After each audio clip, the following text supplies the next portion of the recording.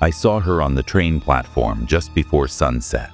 Same height, same scar above the eyebrow, even the same chipped red nail polish on her left hand. She smiled at me, like we'd known each other forever. And then, the train pulled away. That's when I remembered I'd already met her, on the day I died, in a year that hasn't happened yet. The city of Velograd wasn't on my original route. It wasn't even on most maps. I'd been traveling through Eastern Europe, photographing post-Soviet architecture for a small history grant, when a stranger on a train told me I should visit. He spoke as if it was obvious I'd been there before, even called me by name before I ever introduced myself. When I stepped off the bus, I felt it. The air seemed heavier here, the streets quieter than they should be.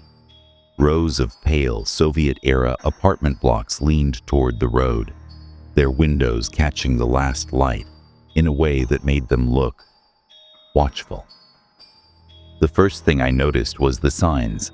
Some were sun-bleached and peeling, letters half gone from decades of neglect.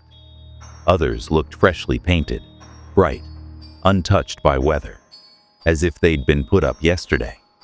Sometimes, both stood on the same street, pointing to the same place.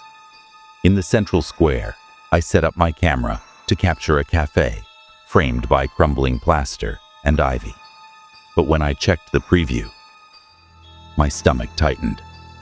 The people in the photo weren't the ones sitting there now. In the image, they wore 1980s clothes, all looking straight at me. Not in surprise, not in confusion, like they were waiting. That night, in my rented room, I went over the shot again and again. I zoomed in, and my breath caught. In the reflection of the cafe window, just for a moment, I could see myself. But my hair was shorter, my clothes older, and I was smiling. The next day, I asked the owner of the guest house about Velograd's history. His eyes narrowed. "The city is the same as it's always been," he said flatly. "We've had visitors who forget where they're from, or who they are. Sometimes they don't leave." When I pressed for more, he shook his head. "You'll see.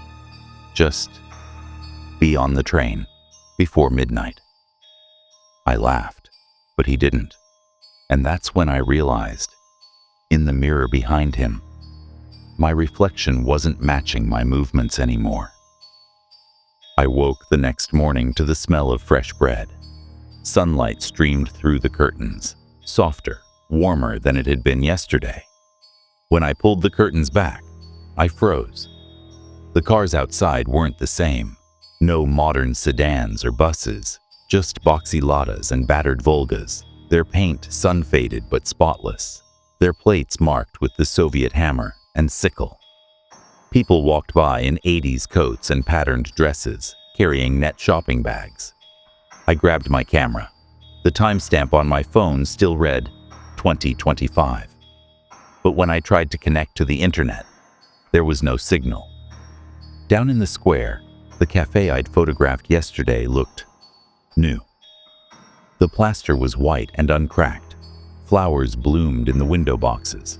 A chalkboard out front advertised coffee for 50 kopecks. That's when I saw him, a boy of maybe 10, standing at the corner, staring at me. He looked familiar, though I couldn't place why. When I stepped toward him, he bolted into a side street. I followed, calling out. I turned the corner and stopped. There, taped to a wooden door, was a Polaroid. Me, kneeling next to the boy, arm around him, smiling like we were family. Scrawled across the bottom in Cyrillic, "My son." I didn't remember taking it. I didn't even own a Polaroid camera. I asked around about the boy, but every person I spoke to reacted the same way. Warm recognition. "Oh, that's your Mikhail," they said. "He looks just like you." By late afternoon, I was starting to feel split. There were flashes in my head, moments I didn't remember living. Birthday candles in a small kitchen, a man's laugh I couldn't quite hear. Rain on a tin roof while someone hummed in the next room. And then, I saw her. She was walking out of the corner store, paper bag in her arms. Her hair was pinned back, streaked with silver, her coat buttoned against the chill. She looked older, but I knew that face. It was my mother. The same mother who'd died in a car accident when I was 8. I dropped my bag and ran to her. She smiled like she'd been expecting me all along. "You're late," she said, her voice exactly as I remembered. I wanted to tell her everything, how she was gone in my world, how I'd missed her every day. But when I tried, the words tangled. She called me by another name, not Elena, not even close. And as we stood there in the fading light, I caught my reflection in the store window. I was wearing different clothes, ones I'd never owned, and in my hand was a set of keys to an apartment I didn't recognize. I stayed in 1985 Velograd longer than I meant to. A day there felt slower, warmer, like honey over glass. My mother cooked the meals I remembered from childhood, and my son, Mikhail, clung to my arm when I left the apartment. It was almost enough to make me forget I didn't belong.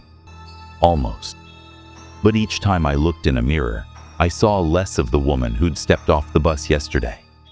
My clothes changed without my noticing. My camera bag felt heavier, with photos I didn't remember taking. Birthdays, winter markets, people I apparently loved. By the 4th day, the changes came faster. I woke one morning to the sound of 2 clocks ticking in the kitchen, one digital glowing 2025, the other a small brass clock stuck at July 17, 1985. I turned away for a second, and when I looked back, the positions had switched. That evening, I tried to leave. I told my mother I'd be back soon. She just smiled sadly and said, "We've been through this before." The streets outside were wrong. Half the cars were modern, sleek shapes, sliding past 1980s buses. The sky glitched, patches of deep summer blue bleeding into a cold winter dusk. People blurred at the edges, walking through their ghostly doubles. I found the train station. The schedule board flickered between years. The midnight departure blinked in and out of existence. That's when I saw her. On the opposite platform, across the tracks, me. My 2025 self, camera slung over her shoulder, eyes wide with the same terror I felt when I first arrived. She waved at me, desperately, mouthing something I couldn't hear. Then the sound came, fractured and distant. "Don't cross." But I couldn't move away. Something pulled me forward step by step until the rails were under my feet. The air felt thick, syrupy. Every step closer, the city around us blinked faster between timelines, a strobe of decades. I reached her, and the moment our hands touched, everything went white. I woke in the cafe. Morning sun, fresh flowers in the window, my mother pouring tea, Mikhail coloring at the table. They looked at me like I'd just come home. The bell above the door rang. A woman walked in. Same height, same scar above the eyebrow, same chipped red nail polish. She froze when she saw me. I smiled at her, exactly as I'd been smiled at on the train platform, what felt like a lifetime ago. In that instant, I remembered dying. On the day she arrived, the clocks ticked together. "We've always been here," I whispered. Cut to black.